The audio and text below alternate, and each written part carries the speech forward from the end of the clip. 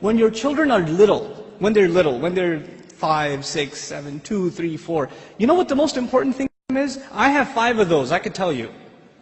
The most important thing to them is your approval.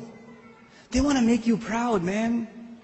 They want to show you what they did. I'll be on an important work phone call. And my son will come over, my 2-year-old will come over. Abba. Like, okay, hold on. What is it? Nothing. I'll go back on the phone and he'll start calling me again. I'll be like, okay. What is it? I want to show you something. What do you want to show me? That is it. But you know what I'm supposed to do? Oh my God, that's awesome. Do it again. I'll call you back. You're supposed to appreciate what your children do. They live for that. They desire that more than anything else. I have 3 girls, and you know the difference between girls and boys. Boys can't sit still, and girls can't stop this, right?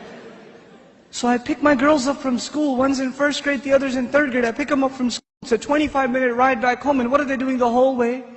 You know what happened today in class? We colored a dinosaur, and we did this and that, and I was coloring it purple, but I decided to put in some green, and they're going on and on and on and on and on. And they cannot help themselves, and they cannot stop, and I have to pay attention and listen. I have to listen and say, oh, what about blue? No, I did only a little bit blue. Right? I have to pay attention. And you know why I'm saying all of this? Just one more story on the side, just to wake you up a little. I share this story all the time. My oldest daughter, my eldest, Husna, when she was younger, she was really into finger painting. So she'd dip her hands in paint and just making a big old mess, right? And she brings this big cardboard to me. And it's a big blob of blue. I don't see anything, right? And she says, Abba, look what I made. And I'm sitting there going, that's awesome, a mountain. And she says, no, it's Mama. And I was like, oh, don't tell Mama. But the point I'm trying to make is they live for your approval. Live for it. But those of you that have children that are teenagers, do they get in the car when you pick them up from school and they can't stop telling you about what happened? Does that happen? Now, you know what happened in school today? My teacher said this and that and the other, and I got an A on my paper. Nope. They're quiet. And you're trying to know, how was your day? It was okay. So what'd you do? Something. Where are you going today? Somewhere. They don't talk. Getting them to talk is like an interrogation at a police station. And they're not saying anything to you. And while trying to ask them questions, they're texting their friend, my dad is asking too many questions today. You know, I don't know what's up. Did you tell him something? What I'm trying to get at is very simple. At a younger age, your children crave your attention. And when they get older, you will crave their attention. But if you don't give them attention when they're tiny, when they come to you with their toys and you say, go in your room, I'm watching the news.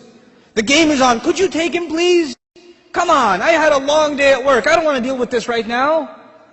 I have friends over, it's embarrassing, go to sleep, go get out of here. When you have this attitude towards your children, like they're an obstacle in your path, your job was at work, when you come home, you're on vacation. No, buddy, your job began when you came home. That's your job. What you did over there is just to fulfill your real job at home. Be a father. I'm talking to the men here. Be a father. Spend time with your children. They're not just there so you put them in school and you come home from work, you just want to go to sleep, you don't want to bother with anybody, you don't want to talk to them, and actually the easiest way to not talk to them is get them an iPod Touch and an iPhone, and get them a computer and a laptop in their own room with high-speed internet, so you don't even have to look at their face. They could just be in their room all day Facebooking, finding themselves a new set of parents online. Seriously. Be a father, be a mother. Don't replace your motherhood and your fatherhood with these things, because if you do, when they become independent, you know what happens to most parents? To most of you, your children, they only see you as a bunch of dollar signs walking around. And the only time they come and talk to you, Dad, can I have $5? Actually, nobody asks for $5 anymore, right? It's 20s nowadays. And I know youth, they haven't seen money that small. They don't know fives. Can I have $20? Can I go to the mall? Can you drop me off?